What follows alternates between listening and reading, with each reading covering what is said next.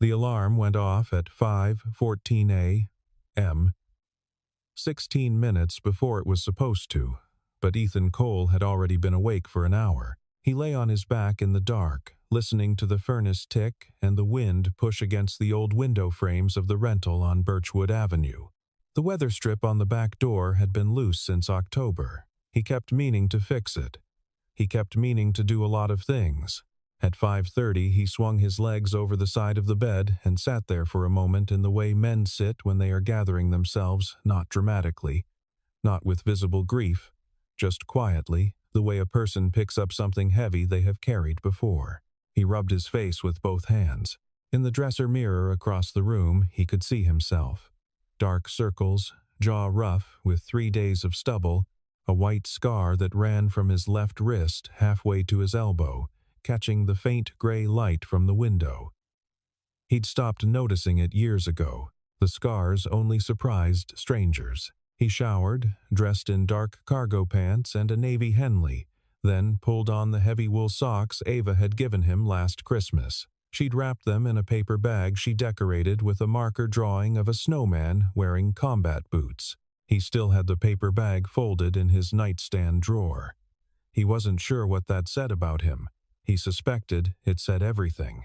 In the kitchen, he made coffee in the old percolator and started on Ava's oatmeal. Brown sugar, a handful of dried cranberries, a splash of vanilla, the exact recipe she had memorized, and would critique if he deviated from even slightly. She was 7 years old and had her mother's precision and her mother's unwillingness to pretend that something was fine when it wasn't. He loved her ferociously, and sometimes, in the quiet before she woke up, that love felt like the only thing keeping the floor solid beneath his feet. The snow had started overnight. Through the kitchen window, he could see it layered thick on the fire escape railing, on the roof of the neighbor's car, on the pine branches that bent under the weight. Colorado in late January. He'd grown up in eastern Ohio, where snow was a problem to be solved. After 3 tours overseas and a decade in the mountains, he'd made his peace with it. Snow was just weather. You dressed for it. You moved through it. You didn't argue with it. He heard the soft thud of Ava's feet hitting the floor upstairs, then her weight on the stairs heavy for a small person, deliberate. Each step landed like a punctuation mark. She appeared in the kitchen doorway in her fleece pajamas with the stars on them, hair escaping in all directions from yesterday's braids, glasses slightly askew on her nose. "Is there cranberries?" she said. "There are cranberries," he said. "Come eat." She climbed onto her chair and tucked her feet beneath her and pulled the bowl toward her. He watched her eat for a moment that absolute, uncomplicated focus children bring to food and felt something ease in his chest. After breakfast, he helped her dress. She picked the red corduroy overalls and the striped long-sleeve shirt herself. He had opinions about the combination, but kept them. He had learned early that Ava's aesthetic choices were not a battlefield he needed to occupy. Outside, the cold hit immediately.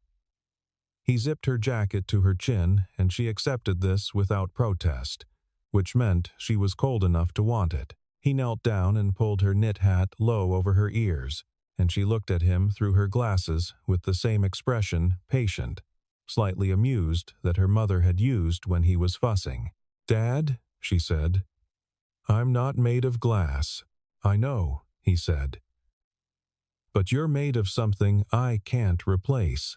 She made a face, but she let him wind the scarf twice around her neck before she took his hand, and they walked the 3 blocks to her school through snow that was still falling, soft and steady, neither of them in any particular hurry. He was 40 minutes into his shift at Northcrest Defense Solutions, standing post in the executive garage on the building's lower level, before the day stopped being ordinary. He had been working contract security at Northcrest since November. It was straightforward work, access control, parking enforcement, occasional escort of late working staff to their vehicles. He was one of 4 guards assigned to the building. The other 3 were younger, mostly college age, mostly indifferent to the details of the job. He didn't judge them for it. At 21, he had been indifferent to a great many things. The executive garage was underground, accessed by a keycard gate from the street. It had 22 reserved spaces, including 2 marked with the blue international symbol for accessible parking. Positioned nearest the elevator bank, the spaces were clearly marked. The policy was unambiguous. He had enforced it twice before without incident. The black Mercedes arrived at 8:47 a.m. It pulled past both accessible spaces without slowing, swung wide, and parked straddling the line between accessible spaces 1 and 2, taking both. The driver who climbed out was in his late 20s, wearing a coat that probably cost more than Ethan's monthly rent, carrying a leather portfolio under one arm. He walked toward the elevator without looking at the spaces he'd occupied. Ethan stepped forward. "Excuse me." The man turned with the expression of someone who expected that whatever was coming would be brief and dismissible. "Those are accessible parking spaces," Ethan said. The man glanced back at his car, then at Ethan. His expression didn't change. "I'll only be a few hours. Those spaces need to be available," Ethan said. "I need you to move the vehicle. Do you know who I am?"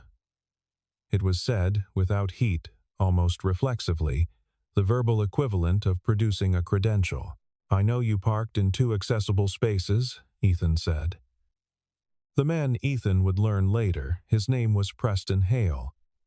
Victoria Langford's nephew, recently appointed to some VP role he hadn't earned, looked at him with the particular contempt reserved for people who are technically correct but assumed to have no real authority. "I'll have someone handle it," Preston said, and turned back toward the elevator. Ethan called the tow company at 8:51. The Mercedes was gone by 9:15.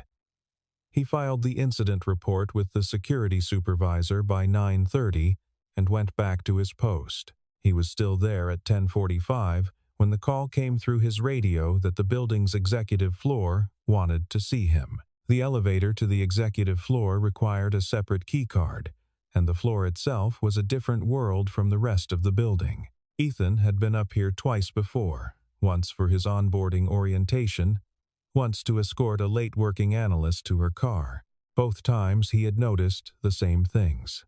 The silence, the controlled temperature, the enormous windows that ran floor to ceiling on 3 sides, the sense of altitude even though he was only 12 stories up.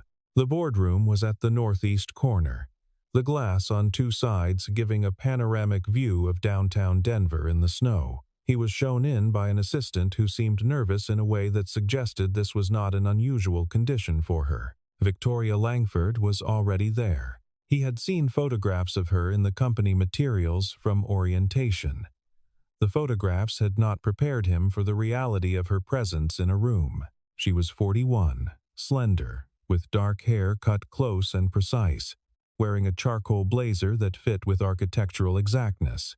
She sat in a wheelchair that looked like something designed by an aerospace engineer. Carbon fiber frame, titanium accents, wheels set at a slight angle that suggested speed and control. She was positioned at the head of the conference table with the Denver skyline behind her and the falling snow beyond the glass, and she looked as though this arrangement had been deliberate.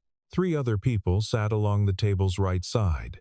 Ethan recognized one as a senior HR manager. The others he didn't know. He stood near the door. He hadn't been invited to sit. "Mr. Cole," Victoria said. Her voice was level and measured, the kind of voice that had learned to carry a room. "You had my nephew's vehicle towed this morning. I had an illegally parked vehicle removed from accessible spaces," he said. "Yes, Preston Hale is a vice president of this company. The accessible parking policy applies to all personnel," he said. "The posted signage is clear. I followed the protocol in the employee handbook." She held his gaze. Hers was a particular kind of eye contact, steady, assessing, carrying the weight of someone who had learned to read situations quickly and didn't always like what she read. "You're a contract security employee," she said. "You've been with this building for what, 2 months?" 11 weeks, he said. 11 weeks. She let the number sit there for a moment, as though its smallness were its own argument. "And you felt comfortable enough, after 11 weeks, to have a vice president's vehicle towed without notifying building management first. The protocol doesn't require notification before removal of a parking violation, he said. It requires a warning if the driver is present. He was present. I gave the warning. He declined to move the vehicle. She tilted her head slightly. My nephew said you were confrontational. I asked him to move his car. He declined. I followed procedure. Something moved across her face, a slight tightening at the corners of her mouth, the kind of micro-expression that in a person with more open affect might have been a flinch. Here, it was harder to read. He had spent years learning to read people in circumstances where misreading them had consequences. She was, he thought, someone who had become very good at controlling what she allowed to show. Security personnel exist to maintain order, she said, not to conduct personal enforcement campaigns against executives. I wasn't conducting a campaign. I was doing my job. Your job is to serve the needs of this building and its staff. That includes exercising judgment about when rigid rule enforcement is appropriate, and when flexibility. Those spaces exist because people need them, he said. His voice had not changed, but something in it shifted, not louder, but more present. Not because they're convenient to leave empty. If someone who needed them arrived this morning and both spaces were blocked, that's not a flexibility issue. That's a person who can't get to their office. Silence. The snow against the glass. Somewhere in the building a phone rang once and stopped. Preston Hale, who had apparently been in the building somewhere, entered through a side door. He was flushed, the particular flush of someone whose ego had been publicly inconvenienced. He pointed at Ethan. This is the guy, Preston said to his aunt. He was completely out of line. Talked to me like I was nobody. I talked to you like someone who had parked illegally, Ethan said without turning. Preston stepped forward. He was perhaps 6 inches shorter than Ethan and seemed momentarily uncertain how to account for that. You think because you used to play soldier you can come in here and… Preston. Victoria's voice cut across the room. Brief, contained, final. Preston stopped. She looked at Ethan again. And then she said the thing. She said it with the controlled precision of someone who believed that language was a scalpel and who used it accordingly. She said it in the tone of a woman who had spent 17 years learning to strike first in any room she entered, because striking first had been the only defense she had found against the thing she couldn't control. Men like you, she said, burn bright for a while and then flame out. The military gives you a structure and a purpose, and when it's gone, you spend the rest of your life enforcing parking regulations and calling it principle. She held his gaze, single fathers especially. The bitterness comes through. It's not flattering. The room went very still. He did not react. That was the first thing the others in the room would remember afterward, that he simply didn't react. He stood in the same position, his hands at his sides, his expression unchanged. The snow kept falling beyond the glass. She continued, because silence, in her experience, was either strength or weakness, and she had decided his silence was weakness. The military produces excellent people, she said. It also produces people who can't function in civilian environments without the permission structure they're accustomed to. You imposed your authority this morning because you needed to feel like you had some. I understand that impulse. I don't have to accommodate it. He looked at her steadily. She had, he thought, mistaken stillness for absence. Was there anything else, he said. Or am I back on post? You'll be escorted out of the building, she said. We're ending your contract. One of the HR people shifted in their chair. Preston looked satisfied in the cautious way of someone who is satisfied but has learned that satisfaction can be premature. Ethan nodded once. He reached for his security badge, unclipped it from his jacket, set it on the conference table. Then he took off his jacket. It wasn't a dramatic gesture. He moved the way he moved through everything without performance, with economy. He folded the jacket over the back of the nearest chair. Underneath he wore the navy Henley. He pushed the left sleeve up to the elbow with 2 precise folds. The scars were visible. They had always been visible to anyone looking, but people rarely looked, because the jacket covered them, and because people generally don't look for the things they haven't been told to expect. A burn scar ran from the outer edge of his wrist to mid-forearm, broad and textured, the color of old copper. Above it, a surgical scar, thin and deliberate. Near his elbow, on the inside of the arm, a knot of scar tissue from something that had taken a great deal of time to heal. He pushed the right sleeve up as well. A long, pale scar from the base of his thumb to the middle of his forearm, the kind left by a blade or the sharp edge of something structural. Another burn, smaller, just below the shoulder. He stood there for a moment with both arms extended slightly, not displaying them, just not hiding them. 13 years Navy SEAL, he said. 4 combat deployments, 2 of which remain classified. I left the service 8 years ago, not because I burned out, not because I couldn't function. He paused. My wife was diagnosed with stage 3 ovarian cancer. I left to be with her. She died 3 years ago. I have a daughter, she's 7. No one in the room spoke. I took this job because it's close to her school and because the hours work with her schedule. I don't need the structure. I have the structure. It's in here. He touched his chest briefly, without emphasis. I parked your nephew's car in the fire lane in my head the second he walked away from those spaces.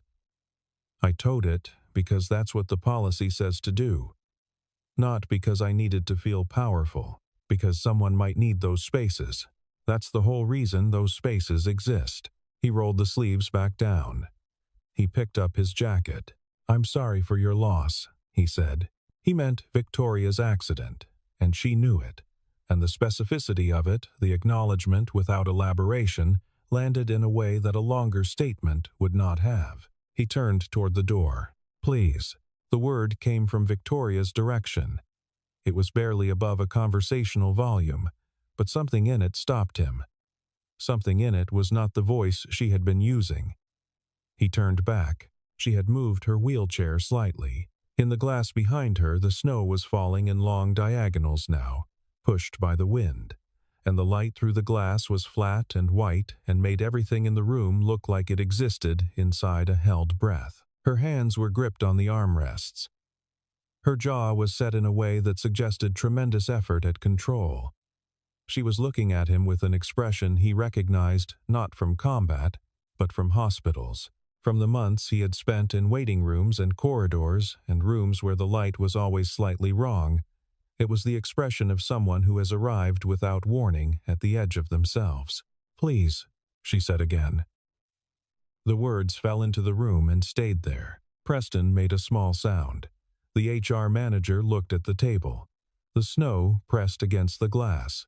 Ethan stood very still. I'm not going to hit you, he said. His voice was the same voice he had used to tell Ava she wasn't made of glass. The same voice, the same register, low, unhurried, absolute in its certainty. I would never raise my hand to you or anyone in this room. Not in anger.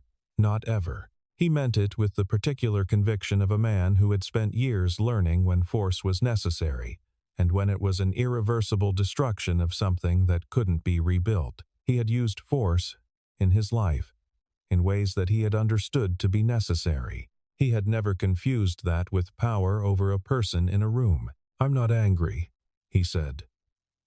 I wasn't angry when I came in here. I'm not angry now. The HR managers quietly excused themselves. Preston Hale looked at his aunt, received nothing in return, and left. The assistant who had shown Ethan in appeared briefly in the doorway, read the room, and disappeared again. Outside, the snow had stopped its aggressive diagonal and settled into something softer, the kind of snow that falls without urgency, that accumulates quietly while you're not watching. Victoria hadn't moved. Her hands were still on the armrests, but the grip had loosened. She was looking at the window. I was in a car accident, she said. 17 years ago. I was 25. He waited. I wasn't the driver. We were hit on the passenger side by a vehicle that had run a light.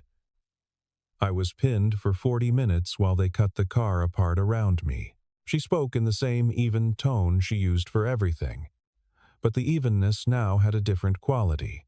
It was the evenness of someone reporting from a considerable distance, not the evenness of someone who has no feeling about the subject. The paramedic who was with me was a veteran.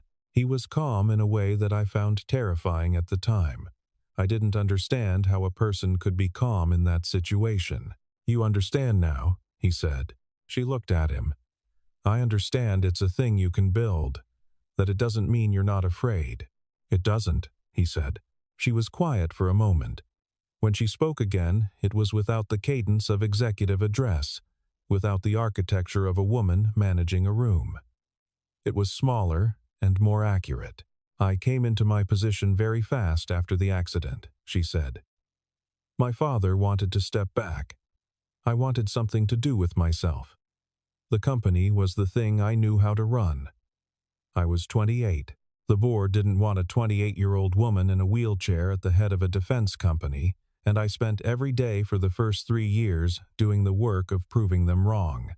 She paused. Somewhere in there, I stopped distinguishing between the people who were in my way because of actual bias and the people who were just people. "That's a reasonable adaptation," he said, "given the environment. It's not an excuse." "No," he said. "It's not." She looked at him with a directness that was, he thought, probably what her face looked like without the armor, still precise, still intelligent, but not weaponized. "I said something unforgivable about your wife. You didn't know about my wife. I said something designed to cause damage using whatever opening I could find. That's what I do.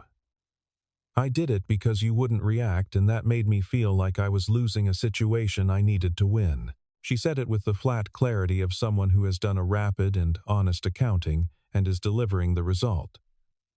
"That's not who I want to be in a room."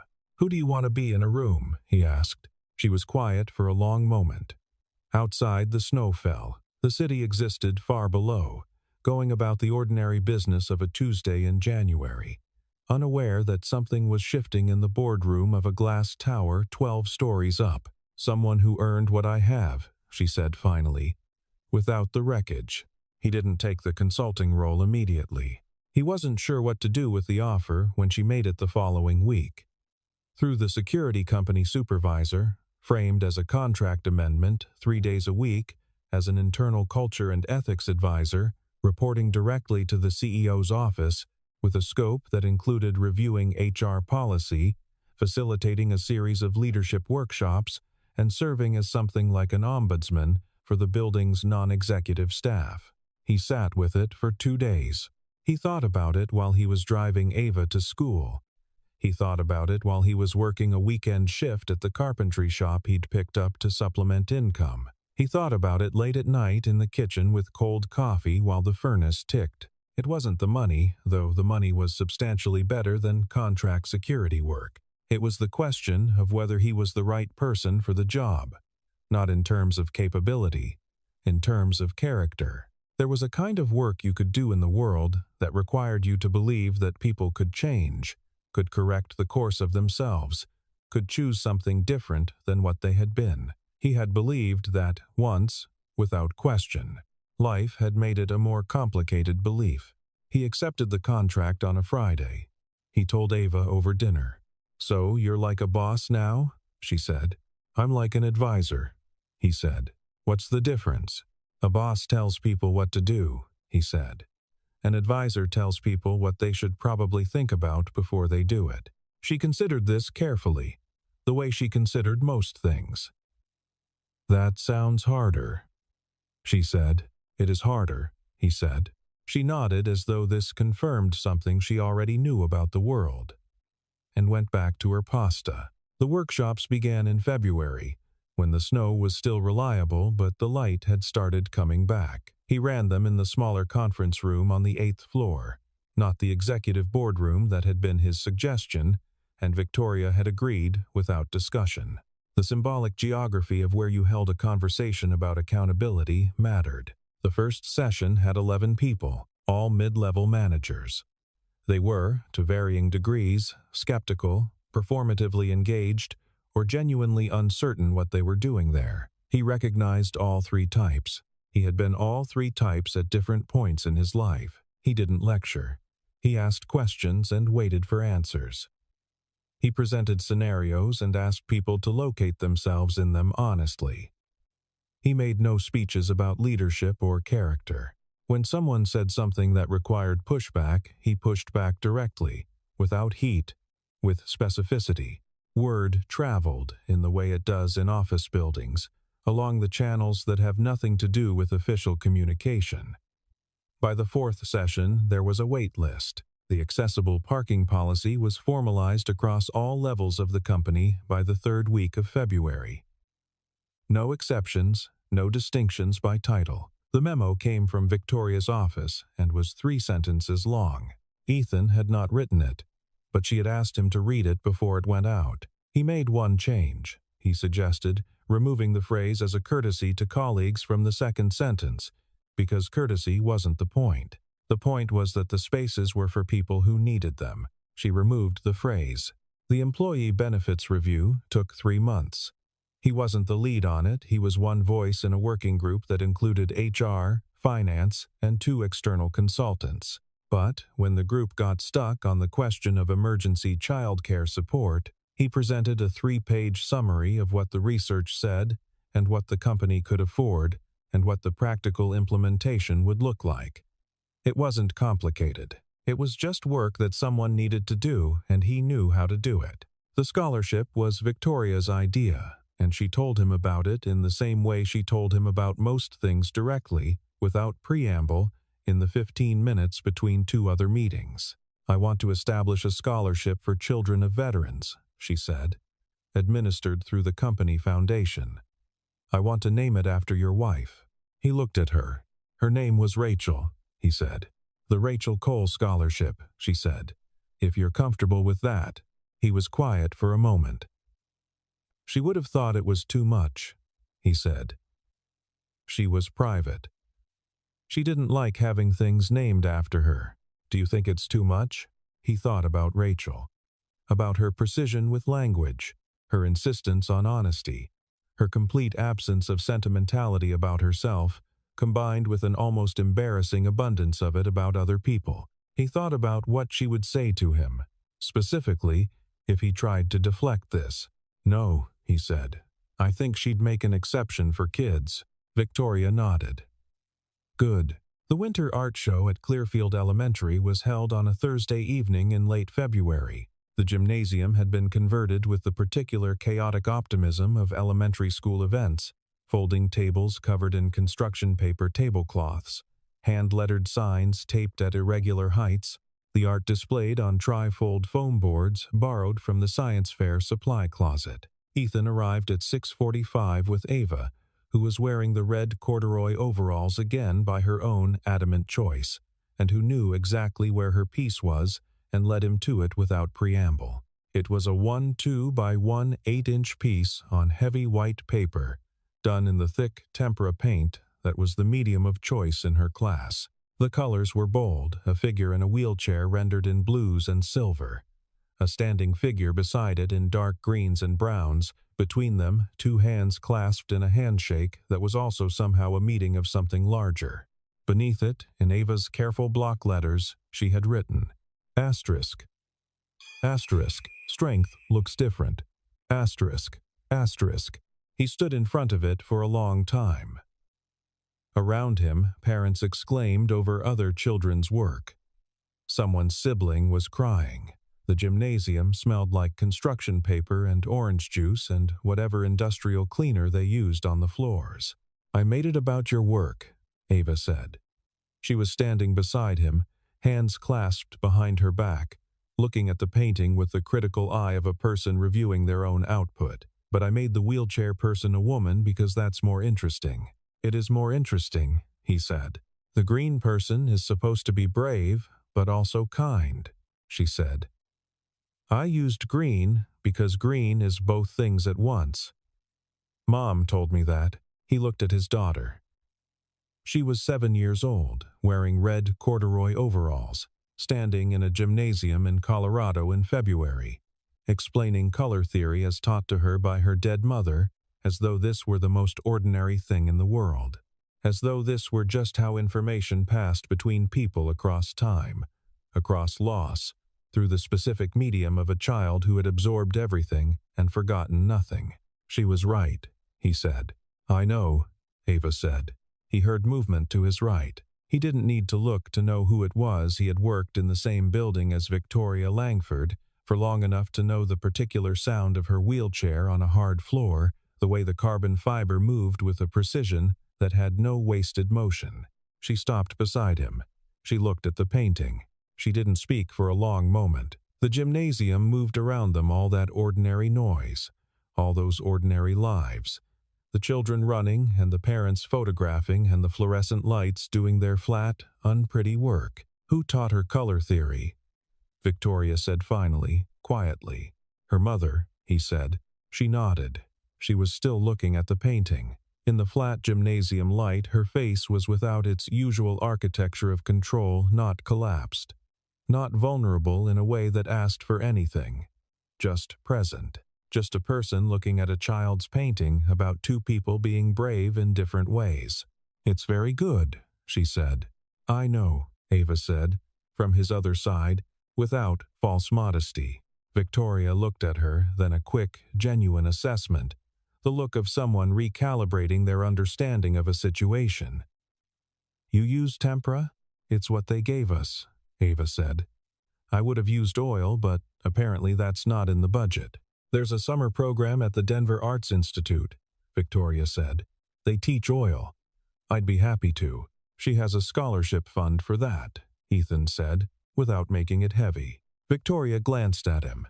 Something moved across her face that might have been the beginning of a smile, or might have been something that lived in the same neighborhood. Of course she does, Victoria said. Afterward, walking to the car through the parking lot, the snow had been cleared, but the temperature was still in the teens, their breath visible in clouds. Ava reached up and took his hand without preamble. I think she's lonely, Ava said. The wheelchair lady. Your work friend. He considered this. What makes you say that? Because of how she looked at my painting, Ava said. Like it was about her. She looked up at him. Was it about her? Partly, he said. Good, she said. People like to be in things. She paused, considering. Even if they don't know they're in them yet. He looked down at her. She was looking straight ahead at the car, entirely matter of fact, her breath making small clouds in the cold air. He thought about his wife, and about time, and about the way information moves through families, through the things you say and the things you don't say, and the paintings a 7-year-old makes in a gymnasium on a Thursday evening that somehow contain the whole, accumulated weight of everything you've been trying to carry since the world changed. Where did you get this from? He said. This wisdom. From you, she said. And from Mom. But mostly from reading. He laughed, a real one, surprised out of him, visible in the cold air, and she looked pleased with herself in the way children do when they have said exactly the right thing. He opened the car door for her. She climbed in. He stood there for a moment in the parking lot, cold and alive, looking at the sky. No snow currently, stars beginning to appear as the cloud cover shifted, not many. This close to the city, but a few. Enough. He got in the car. He drove home through quiet streets, past houses with warm windows, through a city that had no idea what had shifted in a glass boardroom on a Tuesday in January, and in a gymnasium on a Thursday in February. 2 moments where the armor had come off, and what was underneath had turned out to be something that could bear looking at. The furnace was running when they got home. The back door still rattled in the draft from the loose weather strip. He put Ava to bed, reading 2 chapters of the book she was currently obsessed with, a story about a girl who navigated a complicated world by understanding that complicated things were usually just simple things that hadn't been looked at carefully enough. He sat for a while in the kitchen after she was asleep. The house was quiet. The coffee he'd made was already cold, but he drank it anyway. He thought about strength, what it looked like, and what it looked like, and how those two things were almost never the same. He thought about Rachel, who had been braver in a hospital bed than anyone he had met in combat. Not because she wasn't afraid, but because she decided the fear wasn't the most important thing in the room. He thought about a woman in a carbon fiber wheelchair who had spent 17 years becoming someone who struck first because she had been struck when she couldn't move, and who was slowly, imperfectly, in the way all real change happens, learning to choose something else. He thought about his daughter, who had used green because green was both brave and kind at once, because her mother had told her that, because this was how it worked, how the true things passed forward, through people, through time, through children who absorbed everything and forgot nothing, and painted it on heavy white paper, and hung it in a gymnasium under fluorescent lights for anyone willing to stop and look. Outside, the snow began again. Soft, no wind, the kind that accumulates quietly while you're not watching. He left the porch light on. He went to bed. Asterisk.